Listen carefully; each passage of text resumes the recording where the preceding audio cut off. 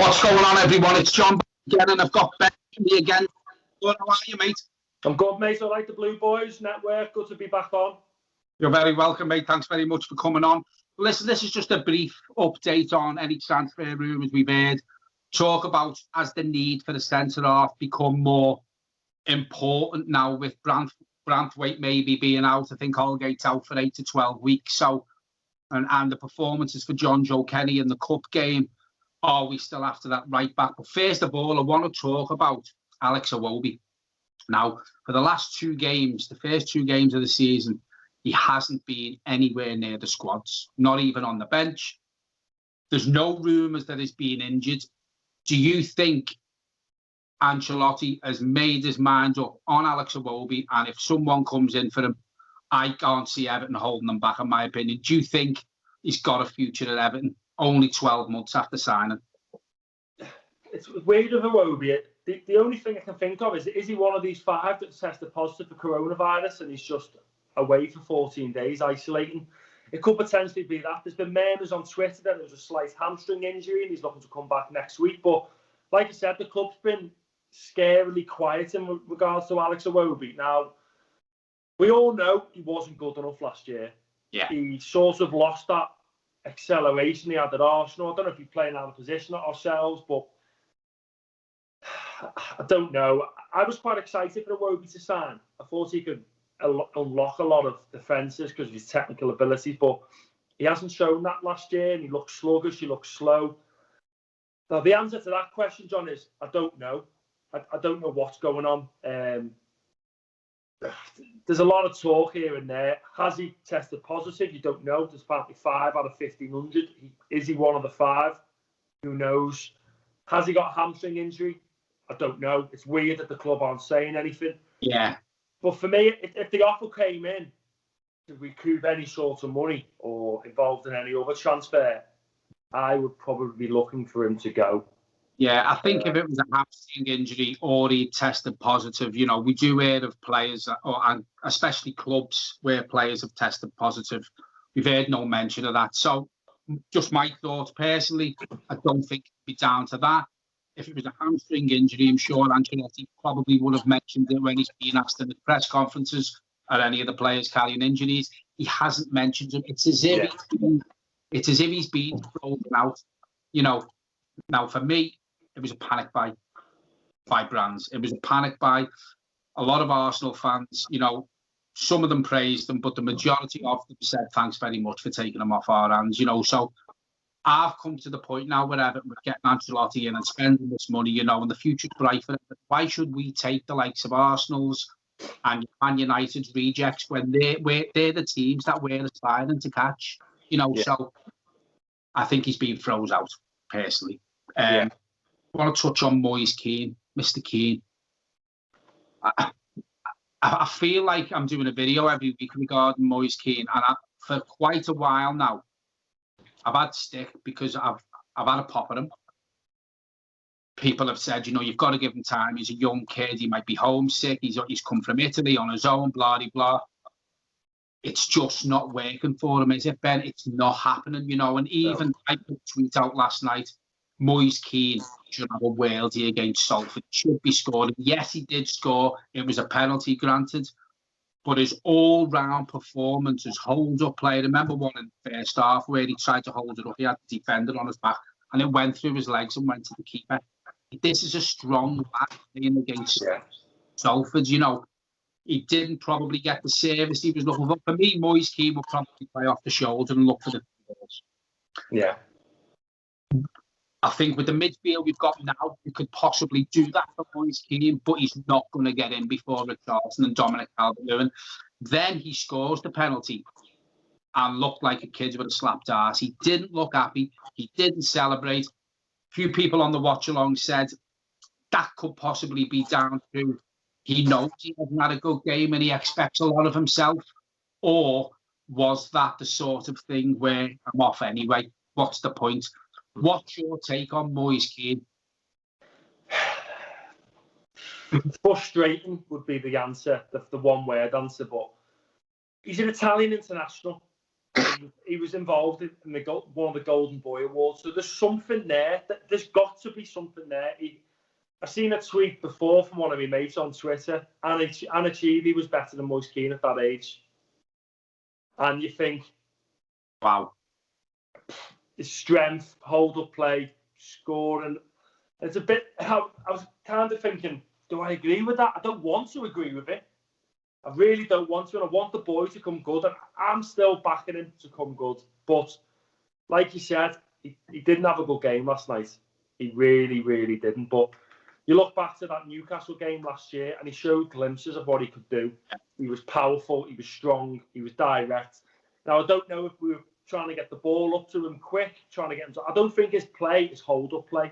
He plays on the wing. He plays on the wing as a free, and he likes to cut in. He likes to run onto balls. I don't think he can't be your hold-up striker like Dominic Calvert-Lewin. And I think last night we were pumping balls up to him with his back to goal. That's not where he wants to be. Yeah. He accelerated for Juventus and Italy running onto balls, either direct on the winger and going onto the through balls. But in the Premier League, John, a lot of teams defend deep. We've got it's in Italy, they're quite high lines, quite high press. Here it's not. You won't get the time, you won't get the space to run onto these balls. So I was just having a think then as you were talking. Besides Graziano Pele, I can't think of any other Italian strikers that have flourished in the Premier League. Yeah. You look at Wolves, I think it's Catroni. He lasted 6 months. I think he scored against us and then standard and went back to Italy. I can't think of many other Italian strikers that have come and performed well here. That could echo my sentiments when I've said, you know, it's a harder league, Ben, and as you say there, it's a completely different game of football over here. You know what I mean? Maybe it's not for him, you know, and obviously he's not pulling up any trees in training because he'd be getting picked. You know, I said this on the watch-along again last night. I remember when Duncan brought him on and took him off. Now, that fucked the kid, in my opinion. You know, he wasn't the same after that. Even from the glimpses that we've seen, he hasn't showed anything really at all. So the Premier League, the training's going to be harder than what it is in Italy. The games are harder, faster and tougher than what they are in Italy. I don't think he wants to be here. That's just my opinion, and I'll probably get slated again for saying this because I always do. But listen, it's my opinion. Yeah, I'd love to see the kid do well. I would, you know, anyone who comes to Everton Football Club at the age of 20 from a foreign country, probably homesick, I want them to do well. I really, really do.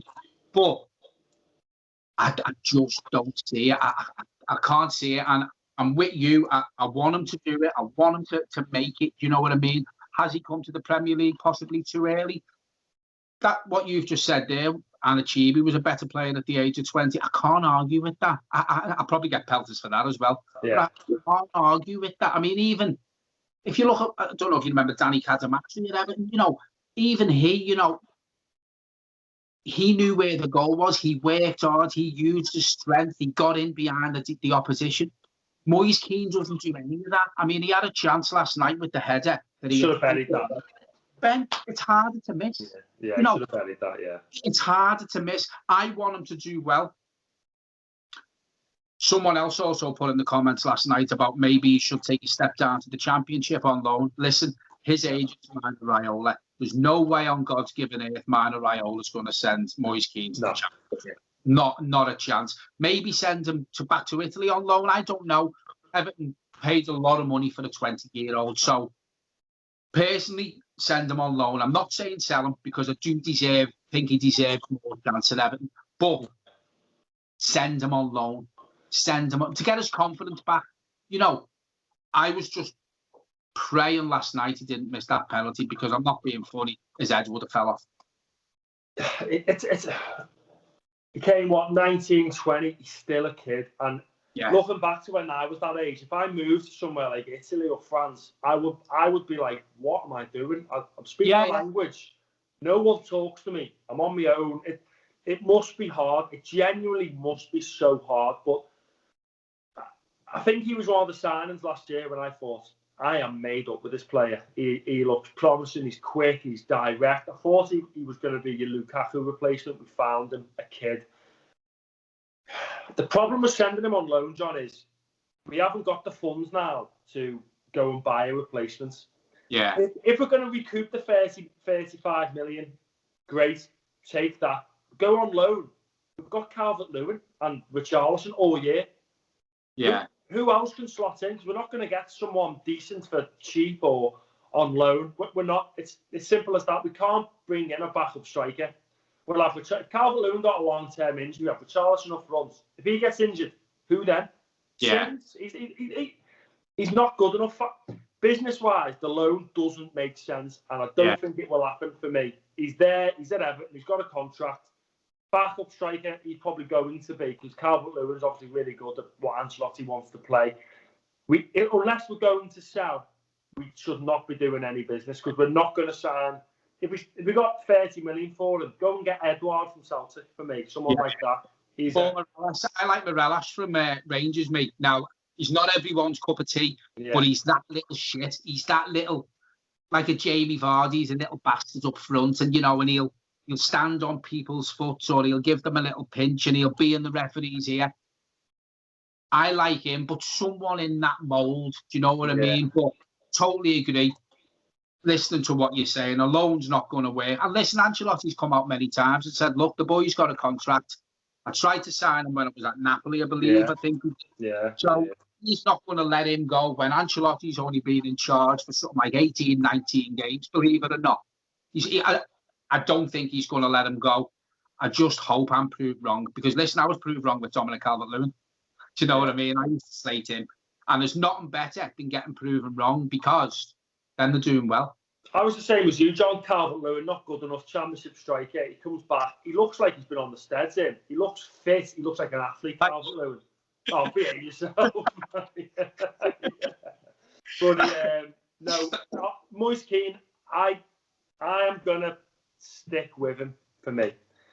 He's frustrating, but I think he might offer something different if we're like 2-0 up on the break, because he is quick, he's powerful. Yeah. So keep him there unless we're going to sell and replace. For me, keep him there as a backup, and let's hope he get a bit of confidence, and we'll see the celebration every now and again.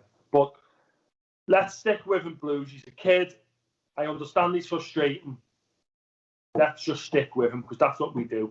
I think he's frustrated himself as well, isn't he? I think that's pretty obvious. By the way, I shouldn't have said what I said then about you being on the steads. I was just going by the sides of your arms. So, obviously, Branthwaite got injured last night.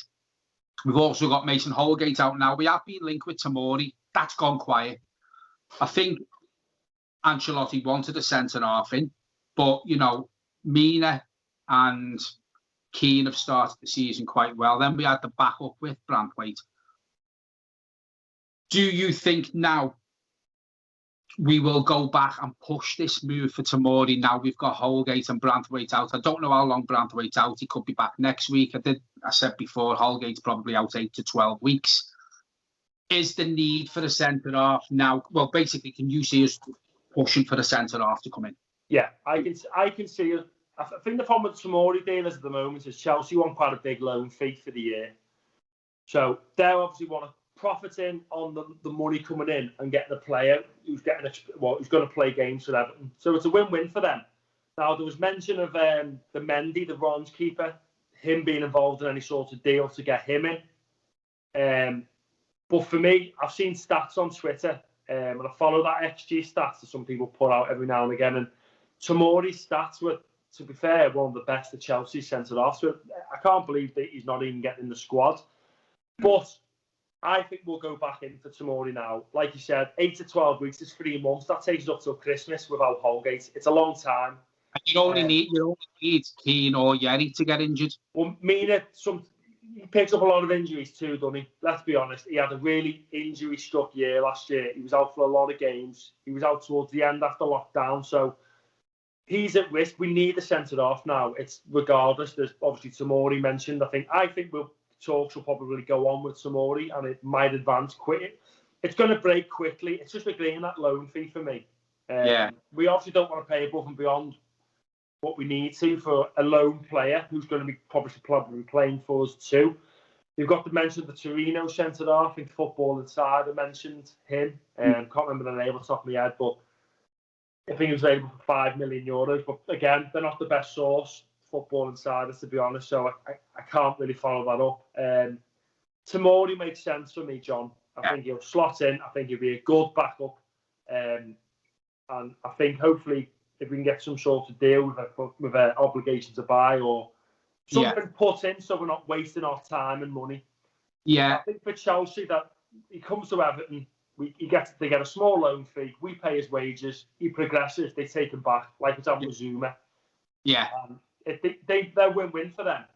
Yeah, and I think I was having a private message with you the other week regarding Tomori, and I asked you about him, and I think what you said was you could see a possible deal happening towards the end of the window. Obviously, then we can drive that loan fee down. But listen, maybe we will have to pay the loan fee Chelsea want now, because the need for the centre half has now become a must in my opinion. You know what I mean? Definitely, yeah. Going on to right back, we have been linked with Arias for quite a while. For me, John Joe Kenny's not good enough. And I know you mentioned Seamus earlier on. He had a good game against Tottenham, but John Joe Kenny's not a backup for me. He's not good enough to be a backup. You know, Seamus has had that bad injury. He's never going to be the player he was. No. But I don't. That's weak for me. That's quite a weak part of our team, our squad, the right back. We have been linked with Arias. That's gone quiet. I think apparently he did get coronavirus. Yeah. Arias. Yeah. I'm assuming that's gone now, you know.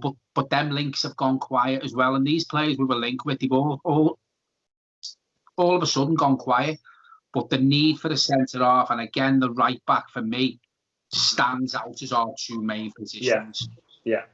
Do you think we would still go after Arias or any? I mean, I haven't really heard of any right backs. Have you heard of anything else on the Twitter, in the news? And obviously, in your opinion, do you think Ancelotti knows he needs a right back from watching John Joe Kenny? It's a difficult one, John. I think teams know that we need to recoup some of the money we spent. We've got quite a big squad now. I expected more outgoings from where we are today. I'm not going to lie. I thought we did. I think with this COVID stuff going on, teams are willing to play the waiting game. They're in no rush to buy. We put a fee on John Joe Kenny, £12 to £15 million. We're not going to get that. Let's be honest. Schalke are probably going to play the long game. They might come in maybe offering £8 million. They might just going to wait, and Everton might just go, do you know what? Shit, we're going to have to take what we can. We'll take that. I can see the Kenny. I think it's going to be later on in the window, like I've just said. We've got till October the 4th or 5th, so the first week in October. There's still 3 weeks left of this window, so it's quiet at the moment. He did test positive for Corona, Santiago Arias, so he's another South American who fit in well for the Premier League for me. Most South American players come and do well here.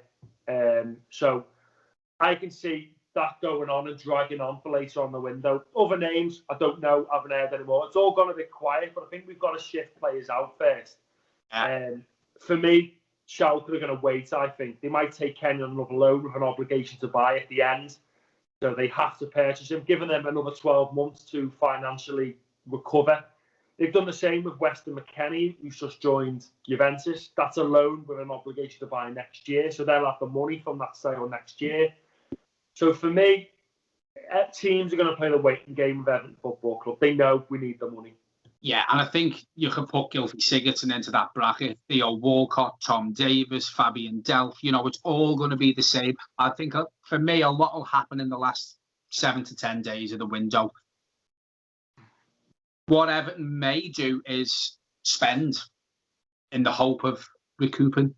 It's a dangerous game, that, especially when we've just laid 65 million quid out. But the need for the right back and the centre half is so obvious now. Just massive. Yeah, one more position. I've kept you long enough today. A winger. Now, I know we brought the 3 in, but Ancelotti has been quite vocal in wanting a winger in. We have been linked with Sahar. We have been linked with Leon Bailey. From what you've seen on Sunday, do you think Ancelotti is still as in for a winger? Because I think playing an out-and-out winger with that might mess up how we played on Sunday, if you know what I mean, and the formation. Or do you still think we could get a Wilfried Zaha towards the end of the window? Because let's be honest, from Roy Hodgson's comments the other day, it's pretty obvious Zaha doesn't want to be at Palace. Yeah. It looks like Everton probably are the only club in for him. Would I pay 30 million for Wilfried Zaha? Yes, I would. He had a great pre-season. He scored a great goal the other day. He played well the other day. He's playing for a move. Now, I think Everton are in for him. I think Roy Hodgson knows Everton are interested in him. I spoke to you the other day because we were having a conversation about Leon Bailey, because that popped up on one of the sources on Twitter and all that. You said that could possibly be a player that we may go after. I think Leicester are after him as well. Yeah. But Leicester, Tottenham as well. Tottenham, yeah. But Leicester have just got under. Looks like Tottenham are getting the Bale deal over the line. So, again, from the clubs that we've heard mentioned for Leon Bailey, it only leaves Everton. Do you see us bringing a winger in? And out of them two, are them two quite possible? And who do you think we could get out? So to answer your first question about changing the shape of the team, you look at, you bring your Zaha, Bailey, you've got to add Josh King to that list. His name's been thrown about as well. Now, James Rodriguez, superb where he played the other day. Imagine he played where Gomez was playing and we got a Zaha Bailey on the right wing. Imagine that. Imagine the football around that middle of the park. James can push up, tuck in behind Calvert-Lewin. Them two are doing the dirty work behind you. Oh my God, you're just going to be passing everywhere, enjoying your football. So you look at it like that. But at the moment where we stand, if James Rodriguez picks up a knock, you got Walcott coming on. Now, it's not, the squad's not there for now, but I don't see it as a necessity at this time. We need a better squad though as well, Ben, don't we? As you just said there, as you've just said, if James gets injured, we have to bring Walcott in or Balassi. Another one, Balassi's not even near the squad. You know what I mean? So it's about. I said this last night. If you look at the squad, our first 11's dramatically improved, but then you look at the rest of the squad. It's the team from last season, which was absolutely dog shit. Yeah. So, you know, as Zaha, I can see why you're saying bring him in. Again, with Leon Bailey, you say push James further forward so it allows us to play with the winger. Can you imagine the speed of the attack? It'd be wave after wave after wave. Where would that leave Andre Gomez, though? Again, would he just be part of the squad? Yeah. Imagine him coming. Imagine having Andre Gomez coming off, just rotating every week in, week out. It's all about. You don't win you don't win any trophies with 11 players. Yeah. You need the squad and you need the rotation. People are going to pick up knocks, John. I know for a fact one of the three will pick up a knock this year.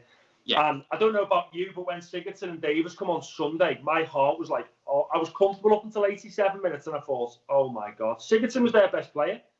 Passing it to them all the time. I was nervous, mate. I was sitting there, I was going, this is the team from last year. I'm panicking. Yeah. I think Kane had the ball, Tom Davis was going near him, and I was shouting at me telly, do not touch him, because he's a bit reckless. So if we can improve the squad, brilliant, but I don't think the right wing is going to be a necessity as we speak. I think the right back and centre halves are more important. If we get a right winger, brilliant. But as you said, we've scouted Leon Bailey for weeks. There's been no secrecy for that. We scouted him at the end of last year. I think he's available for about 20 million quid. We've got Josh King from Bournemouth, who's got good stats in the Premier League, which I've seen on Twitter as well, which took me back a bit. And he's, I think, 10 to 15 million quid. Again, they all improve us now. I'd love Zaha. I've said I think he's quality. I think he's brilliant.